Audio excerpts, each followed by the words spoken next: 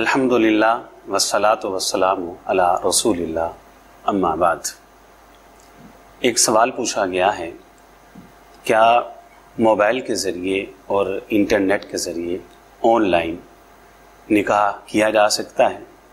جس کا مطلب یہ ہے کہ دولہا کسی بیرون ملک ہے اور دلہن جو ہے وہ پاکستان کے اندر ہے، یا اس کے الٹ ہے، دونوں ہی ایک دوسرے سے دور ہیں۔ تو جدید دور کے اندر یہ سہولت موجود ہے کہ آپ کے پاس موبائل ہے، انٹرنیٹ ہے، تو کیا موبائل کے ذریعے، انٹرنیٹ کے ذریعے یہ نکاح جائز ہے یا نہیں؟